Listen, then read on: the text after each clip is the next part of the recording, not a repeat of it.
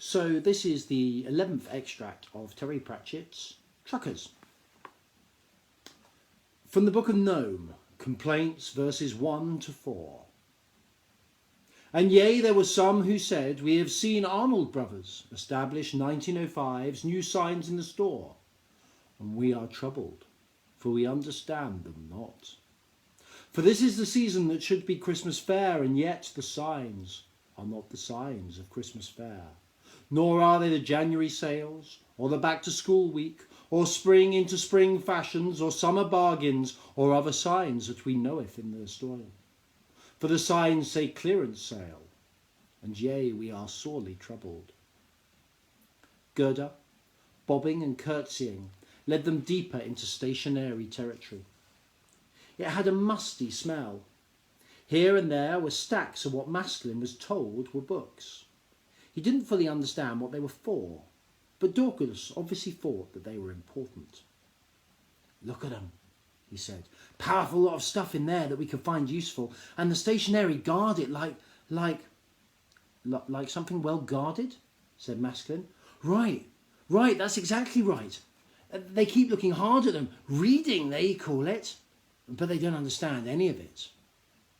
There was a whir from the thing in Torret's arms, and a few lights lit up.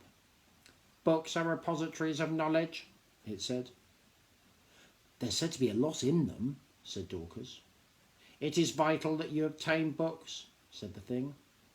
Stationery, hold on to them, said Dorcas. And unless you know how to read books properly, they inflame the brain, they say. In here, please, said Gerda, shifting a cardboard barrier. Someone was waiting for them, sitting stiffly on a pile of cushions with his back to them. Ah, Gerda, he said. Come in, good. It was the abbot. He didn't turn round. Maskelyne prodded Gerda.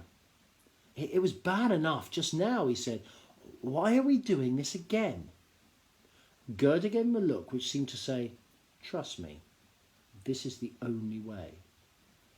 Have you arranged for some food, Gerda? Said the abbot. My lord, I was just... Go and do it now. Yes, my lord. Gerda gave Maskelyne another desperate look and scurried away. The gnome stood sheepishly, wondering what was going to happen next. Then the abbot spoke again. I am nearly 15 years old, he said.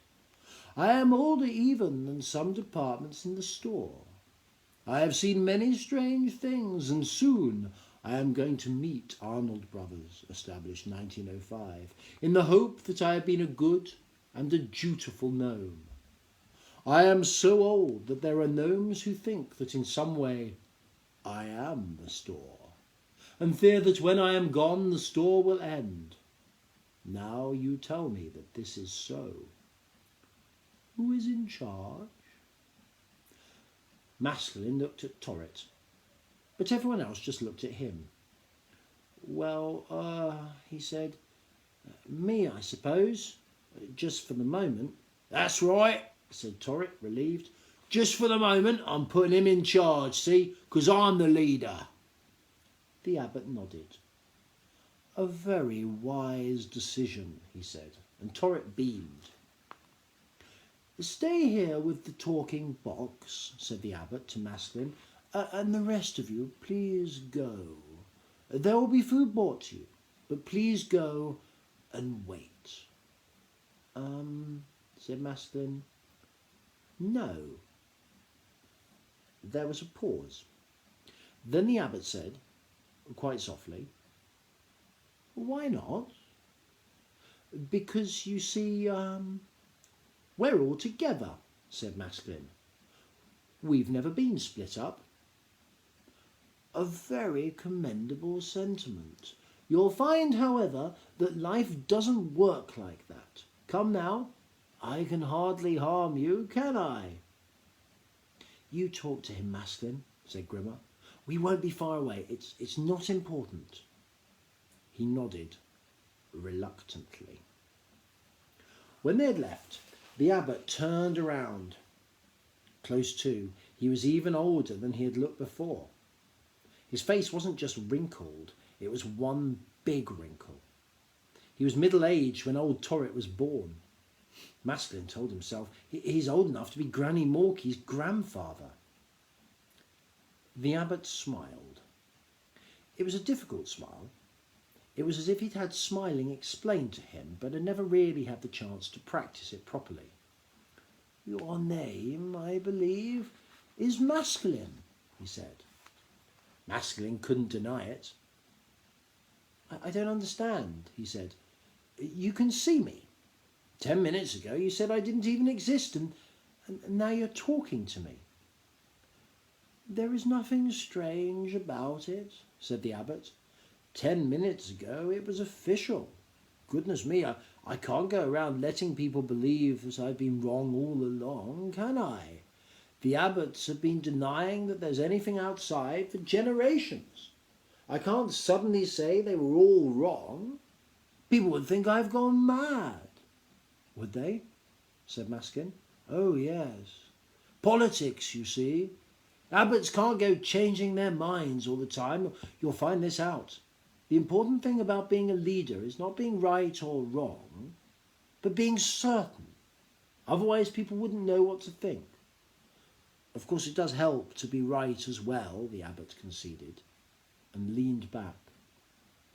"There were terrible wars in the store once," he said. "Terrible wars, terrible time. Gnome against gnome. Decades ago, of course. It seemed there was always some gnome who thought his family should rule the store. The battle of the freight elevator, the goods inwards campaign, the dreadful mezzanine wars, but that's past now. And do you know why?"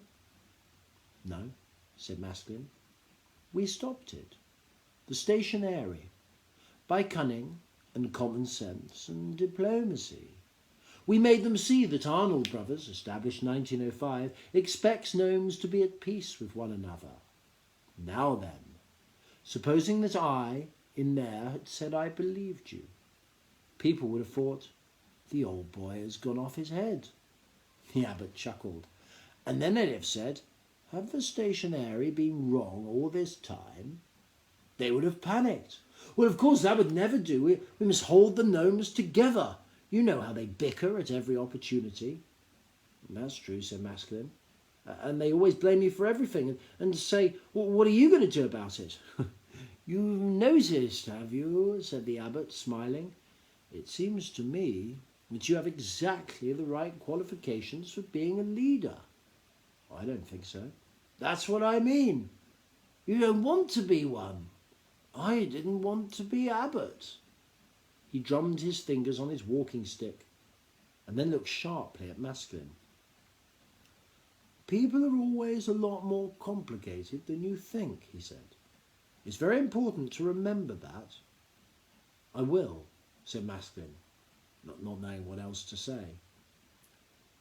"You don't believe in Arnold Brothers, established 1905, do you?" said the abbot. It was more a statement than a question. "Well, I've seen him, you know, when I was a boy. I climbed all the way up to consumer accounts by myself and hid, and I saw him at his desk writing." "Oh."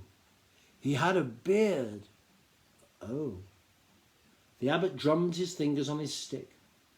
He seemed to be making his mind up about something, and then he said, "Where was your home?" Maskelyne told him. Funnily, it seemed a lot better now he looked back on it.